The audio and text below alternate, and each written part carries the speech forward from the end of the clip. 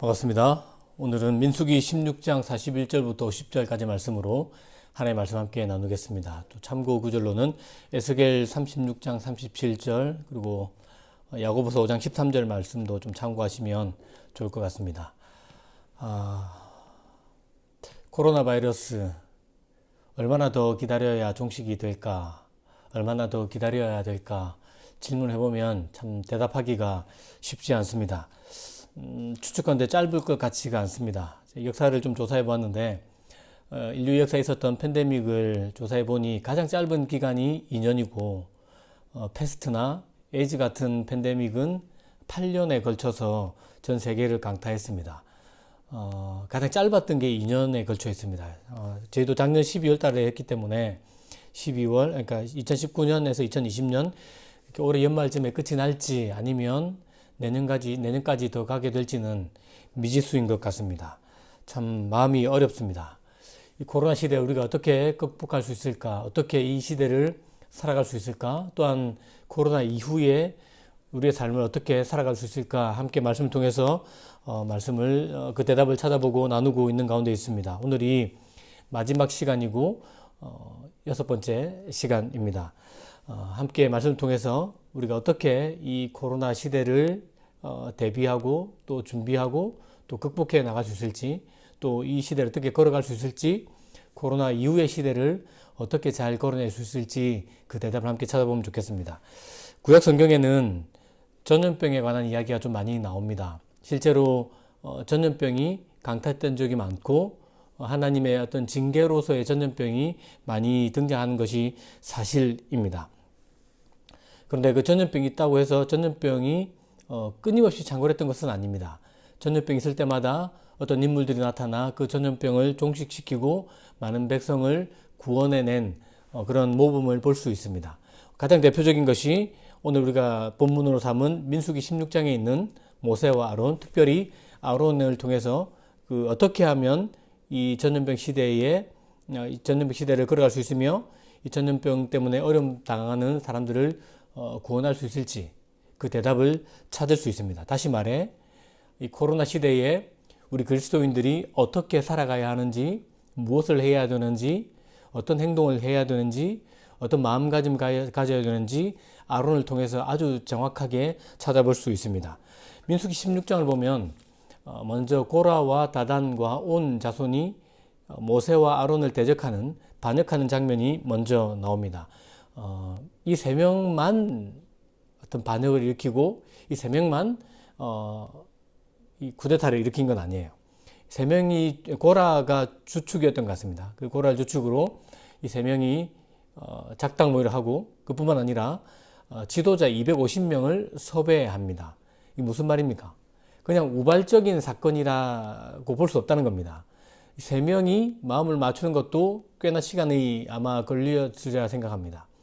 이외에 250명의 백성의 지도자들을 자기 쪽으로 끌어당기는 일에는 아마도 누구를 섭외할 것인가 선별하는 시간부터 또 그들을 설득한 시간까지 꽤나 많은 시간이 걸렸을 거라 추측할 수 있습니다. 다시 말해서 철저하게 준비된 계획된 어떤 반역이었다라는 사실을 잘 알 수 있습니다. 하나님이 이 일을 좋아하지 않았습니다. 화를 내셨죠. 결국 이 일 때문에 고라와 다단 자손은 땅이 그들을 삼키는 아주 무섭고도 예전에 없었던 방식으로 심판을 당합니다. 하나님으로부터 심판을 당했다는 것이 명명백백하게 드러나게 되죠. 문제는 그 다음 날이 있습니다. 이스라엘 백성들이 보았습니다. 고라와 다단 자손, 온 자손들이 모세를 대적하다가 어떤 일이 벌어졌는지 보았으면 이제는 좀 다르게 행동해야 되는데 바로 그 다음 날 이스라엘 백성들이 모세와 아론 앞으로 와가지고 하는 말이 당신들 때문에 우리 형제가 죽었다. 당신들 때문에 그렇다. 라고 불평, 불만, 원망을 쏟아놓기 시작했습니다. 하나님은 불평, 불만, 원망을 쏟아내는 것 굉장히 안 좋아하시는 것 같습니다. 좋아하지 않으십니다. 하나님이 그때 나타나셨습니다. 모세와 아론에게 그 자리를 피해라. 내가 모든 백성을 다 쓸어버리겠다. 그렇게까지 말씀하실 정도였습니다. 이 지점을 좀 살펴볼 필요가 있는데 이스라엘 백성들이 하나님을 신뢰하지 않았죠. 그것이 하나님 세우신 모세를 향해 나타났습니다. 모세와 아론을 향해서 하나님 향한 불신이 모세와 아론을 향한 불신으로 나타나고 하나님을 향한 대적하는 마음이 모세와 아론을 향한 대적하는 마음으로 나타났습니다. 불평, 불만, 원망을 쏟아놓기 시작하죠. 그러면서부터 하나님의 심판이 그들을 휩쓸기 시작하고 전염병이 시작되었습니다. 그렇기 때문에 질문해 볼 수가 있습니다. 오늘 우리에게 와서 그럼 코로나 이 바이러스가 이 전염병이 전 세계를 강타하는 것이 하나님의 심판일까? 어쩌면 사람들이 불순종을 일삼고 하도 타락하고 죄를 많이 짓기 때문에 하나님의 심판으로 온 어떤 그런 것일까? 라는 질문입니다. 사실 이에 대한 대답은 쉽지 않습니다. 어떤 사람들은 그렇다, 이것은 하나님의 심판이다 라고 말하는 사람들이 있습니다. 가장 대표적인 분이 존 파이퍼 목사님이죠. 또 반대로 아니다, 이것은 하나님의 심판이라고 말할 수 없다라고 말하는 사람도 있습니다. 톰 라이트나 월터 브루그만, 존 레녹스 같은 사람은 존 파이퍼와는 의견이 다릅니다.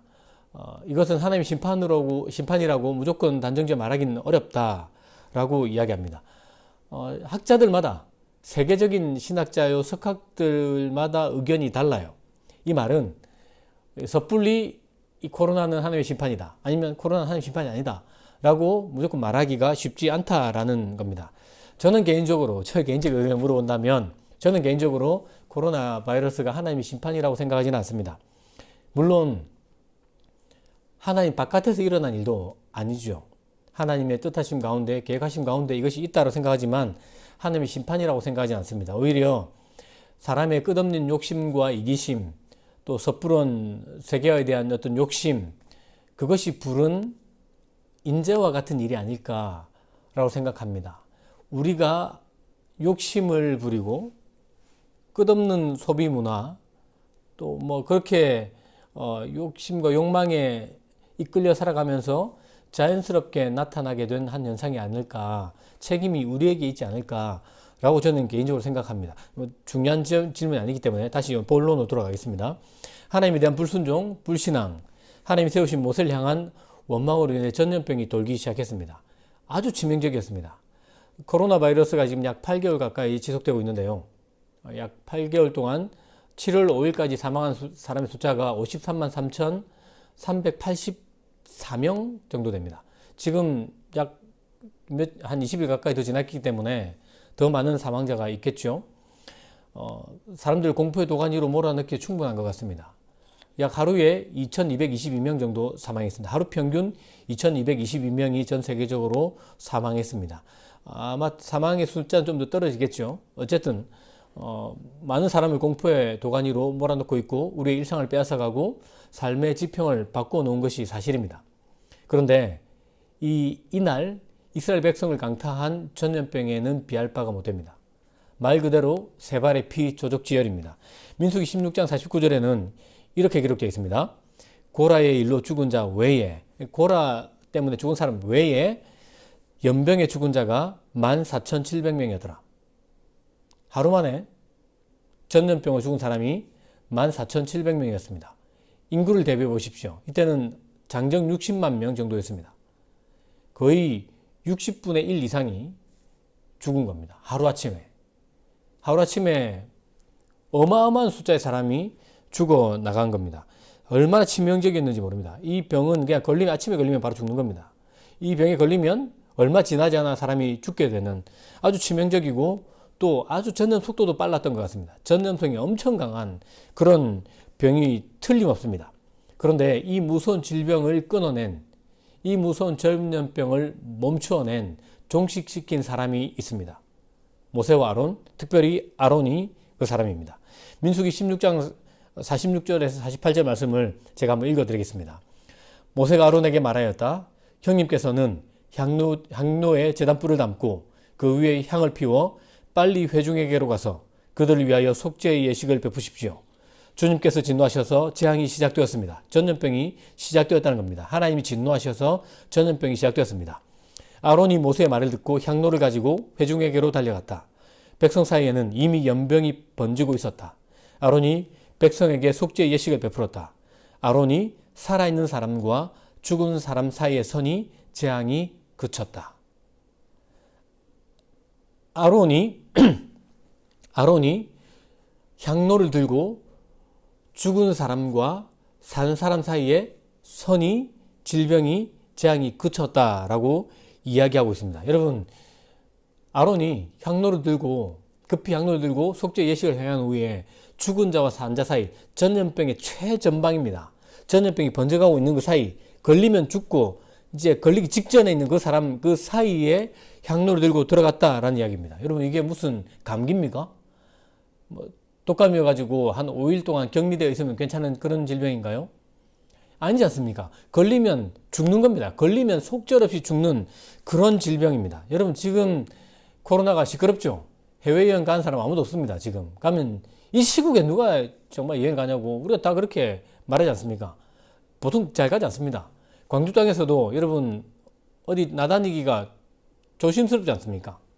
이게 코로나 걸린다고 바로 죽는 게 아님에도 불구하고 굉장히 조심하고 마스크를 쓰고 손을 씻고 애를 씁니다. 노출되지 않으려고. 그런데 아론이 죽은 자와 산 자 사이에 섰다는 겁니다. 전염병 최전방에 전염병을 딱 마주치는 그 자리에 아론이 향로를 들고 들어가 섰다라는 것을 알려주고 있습니다. 대제사장이었던 아론이 향로를 들고 죽은 자와 산 자 사이에 섰습니다. 향로를 들고 섰다는 것, 이 행위 자체가 아주 중요한 의미를 가지고 있습니다. 제가 계시록 성경 말씀 몇 군데 읽어드리겠습니다. 요한계시록 5장 8절입니다. 그 두루마리를 취하심에 내 생물과 24장로들이 그 어린 양 앞에 엎드려 각각 검은고와 향이 가득한 금 대접을 가졌으니, 금 향로입니다. 향로를 가졌으니 이 향은 성도의 기도들이라. 기도입니다. 기도. 계시록 8장 3절입니다. 또 다른 천사가 와서 제단 곁에 서서 금 향로를 가지고 많은 향을 받았으니 이는 모든 성도의 기도와 합하여 보좌 앞 금제단에 드리고자 함이라. 약간 다릅니다. 향과 함께 성도의 기도를 모은다. 결국 이 향로 안에 들어있는 것은 성도의 기도라는 사실을 알 수 있습니다. 여러분, 아론이 이 향로를 들고 죽은 자와 산 자 사이에 가서 뭘 했다는 겁니까? 기도했다는 겁니다. 걸리면 속절없이 죽는 그 전염병, 그 최전방에 사람들 살리기 위해 아론이 금 향로를 들고 들어가 기도했습니다. 기도. 자신의 몸으로 전염병을 맞서 싸우면서 기도로 그 전염병과 맞서 싸웠다는 사실을 잘 알 수 있습니다. 여러분, 아론이 기도해 주는 사람이 누굽니까? 이스라엘 백성들이죠. 그들이 말을 잘 들었나요? 지독스럽게 안 들었죠. 방금 전까지 뭐였습니까? 불평하고 원망하고 정말 며칠 전 조금만 수가 틀리면 돌을 던져 죽이려고 하던 그런 사람들 아닙니까? 아론이 그들을 위해 자기 생명을 걸고 기도했다라는 사실입니다. 여러분, 아론이 어떻게 그럴 수 있었을까? 좀 신기하지 않습니까? 나를 죽이려는 정말 말 안 듣는 그들을 위해 아론이 생명을 걸고 기도한 자리로 들어가서 기도함으로 그 질병을 막아내고 사람들을 구원해 냈습니다. 어떻게 그럴 수 있었을까? 아론이 자기가 누군지 알았기 때문입니다. 아론이 대제사장 아닙니까? 자기의 직분을 알았고 자기가 누구인지 알았고 자기가 무엇을 위해 부름받은 사람인지를 정확하게 알았다는 겁니다. 대제사장의 가장 큰 직무 중 하나가 백성을 위해 기도하는 겁니다. 백성을 위해 기도하는 것. 아론은 그 백성들이 마음에 들어서 기도했던 건 아닙니다. 그러나 기도하도록 부름받았다는 사실을 알았기 때문에 자기 생명을 걸고 기도의 자리로 들어가 기도했습니다. 기도하기 위해 생명을 건 것입니다. 여러분, 기도는 그냥 대충 쉽게 할 수 있는 것이 아닌 것 같아요. 아론을 보면 기도는 정말 생명 거는 기도입니다. 생명 거는 기도.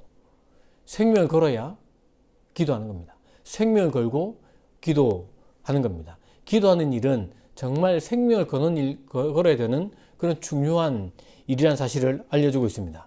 여러분, 아론은 늘 이렇게 기도하는 삶을 살았죠. 그랬기 때문에 생명을 걸고 기도해야 될 때도 생명 걸고 기도할 수 있었던 겁니다. 기도가 훈련이 되어 있었고 기도가 연습이 되어 있었고 기도가 몸에 익숙해져 있었던 겁니다. 여러분, 기도하면 생명 걸고 생명 걸고 기도하면 생명 걸면 정말 기도할 수 있다는 사실은 성경 여러 곳을 통해서도 증명되고 있습니다. 다니엘을 보십시오. 기도하면 사자굴에 던져지는 것 알고도 기도했습니다. 생명 걸고 기도한 겁니다. 그렇게 기도했던 것은 평소 기도했기 때문에 생명을 걸고 기도할 수 있었던 겁니다. 에스더를 알죠? 그가 아하수에로 왕 앞으로 나가기 전에 기도했습니다. 기도하고 난 다음에 생명을 걸고 왕 앞으로 가죠.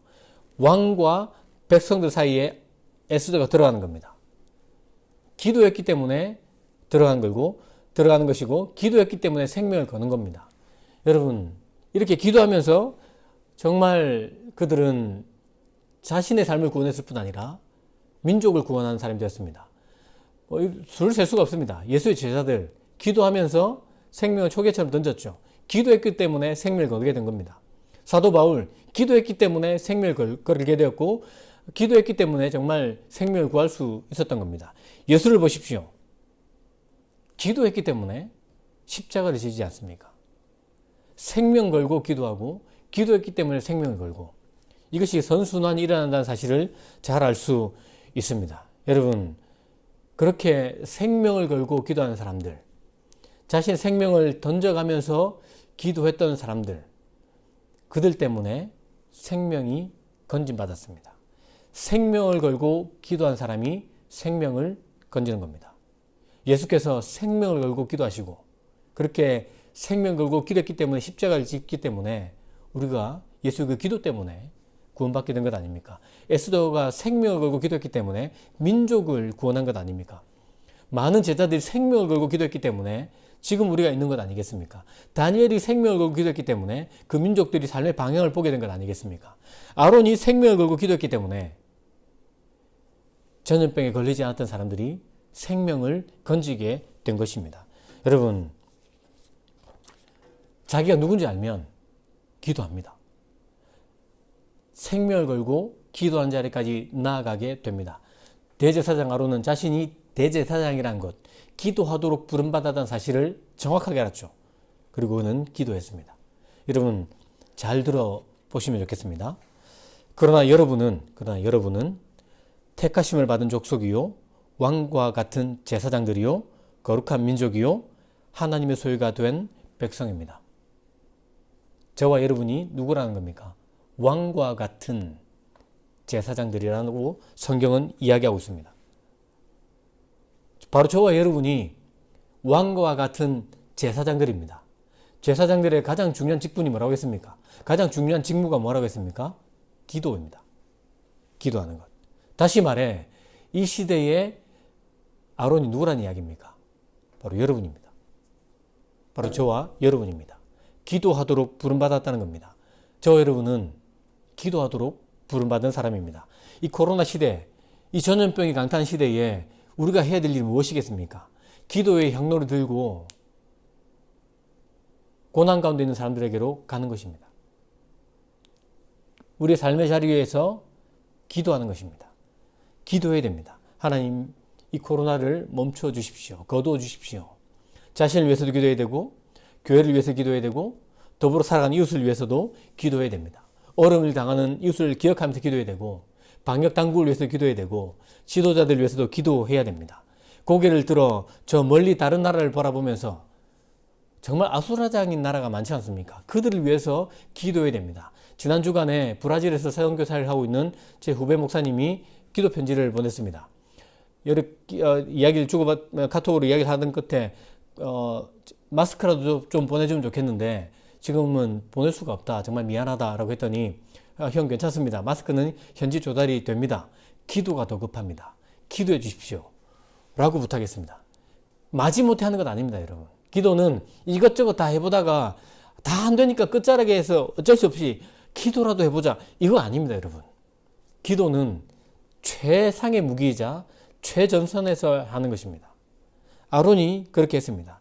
여러분, 이 시리즈 코로나 시대에 우리가 어떻게 걸어갈 것인가, 이 주제 기도가 전체를 아우른다고 할 수 있습니다. 여러분, 첫 번째 시간 하나님을 신뢰하면 걸어갈 수 있다. 하나님을 신뢰한 사람은 기도합니다. 말씀을 따르면 걸어갈 수 있다. 말씀을 따르는 사람은 기도한 사람입니다. 여러분 뿐만 아니죠. 소망을 두면 걸어갈 수 있다. 하나님께 소망을 둔 사람은 반드시 기도합니다. 기도하기 때문에 더 소망이 생기는 것이고 소망이 있기 때문에 기도하는 겁니다. 경건의 훈련, 이런 시대일수록 우리가 경건에 힘써야 된다라고 말씀드렸습니다. 기도야말로 경건의 가장 대표적인 훈련 아닙니까? 이웃을 사랑하면 걸어갈 수 있다. 사랑해야 된다고 말씀드렸습니다. 이웃을 향한 사랑, 가장 중요한 사랑이 기도하는 것입니다. 아론이 그렇게 하지 않았습니까? 사랑했기 때문에 그 말 안 듣는 백성들을 위해서 기도의 향로를 들고 죽은 자와 산 자 사이에 들어가 기도하고 그들을 사랑했습니다. 결국 그 아론 때문에, 이웃을 사랑했던, 기도했던 아론 때문에 많은 사람들이 살게 되었습니다. 여러분, 많은 신학자들, 지성인들이 이 코로나가 어떻게 되었다, 누구 때문이다, 저마다 생각이 달라요. 그러나 공통점이 있습니다. 모두가 한 목소리로 딱 같이 마음이 모아지는 그런 지점이 있습니다. 바로 기도입니다. 이 시대에 우리는 기도해야 된다 라고 누구나 이야기하고 있습니다. 여러분, 우리 기도해야 됩니다. 코로나를 거둬주시도록 기도해야 됩니다. 또한 우리가 이 코로나 시대에 저와 여러분, 우리 그리스도인이 어떻게 살아가야 할지 지혜를 얻도록 기도해야 됩니다. 코로나 때문에 경제적으로 또 건강을 잃고 고통받는 사람들, 여러 가지 문제 때문에 고통받는 사람들을 위해서 기도해야 됩니다. 가족을 잃은 사람들 있죠. 그들의 상실 아픔을 같이 나눌 수 있도록 기도해야 됩니다. 이 코로나를 극복할 수 있도록 기도해야 됩니다. 빨리 치료제가 개발되고 백신이 만들어질 수 있도록 우리 같이 기도해야 됩니다. 새로운 일상, 뉴노멀을 회복할 수 있도록 우리 기도해야 됩니다. 또한 코로나 이후 시대는 결코 코로나 이전과 같지 않을 것이다 라고 말하지 않습니까? 그렇기 때문에 코로나 이후 시대에 우리가 어떻게 살아가야 할지 알도록 하나님께 지혜를 구하면서 기도해야 합니다. 교회가 어떤 교회가 되어야 될지 지혜를 주시도록 기도해야 됩니다. 참 교회다움을 회복할 수 있도록 기도해야 됩니다. 예배를 회복할 수 있도록 진정한 예배가 무엇인지 깨닫고 그 예배를 그렇게 드릴 수 있는 하나님이 찾으시는 예배자가 되도록 기도해야 됩니다. 기도하면 우리도 생명을 구하게 될 것입니다.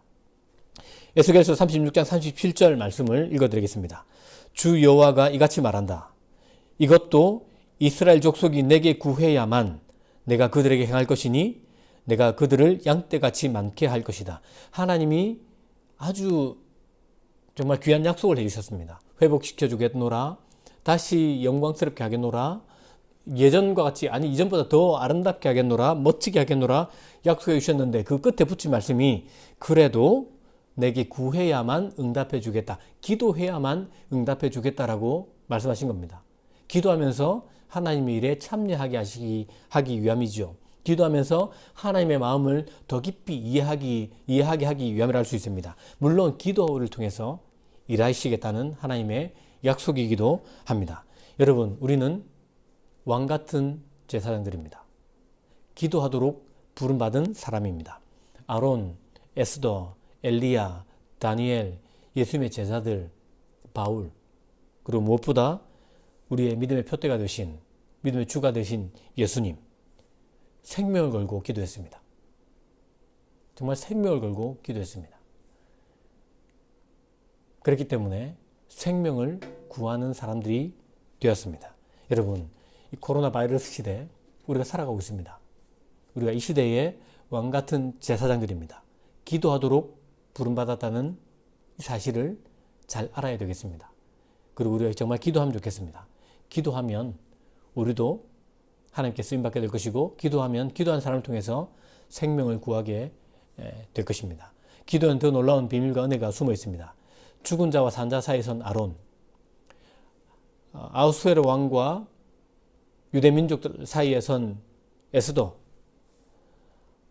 갈멜산에서 바알과 아세라를 섬기는 그 사람들과 백성들 사이에 선 엘리야, 사자굴 앞과 민족 사이에 선 다니엘, 하나님의 심판과 십자가 들고 하나님의 심판과 우리 사이에 서신 예수, 닮지 않았습니까? 생명을 걸고 기도한 사람은 예수를 닮아가게 됩니다. 예수를 보여주는 사람이 됩니다. 주 안에서 사랑하는 청년 여러분, 우리는 기도하도록 부름받은 사람들입니다. 이 코로나 시대에 더더욱 우리는 기도해야 됩니다. 기도하는 것을 통해서 하나님이 이 전염병을 멈추게 하실 것입니다.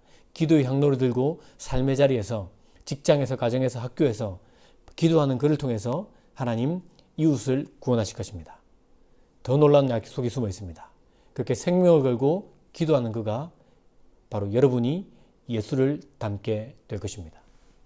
예수를 보여준 사람이 될 것입니다. 기도하면 이 코로나 시대를 걸어갈 수 있습니다. 기도하면 이 코로나 시대에서 사람을 살릴 수 있습니다.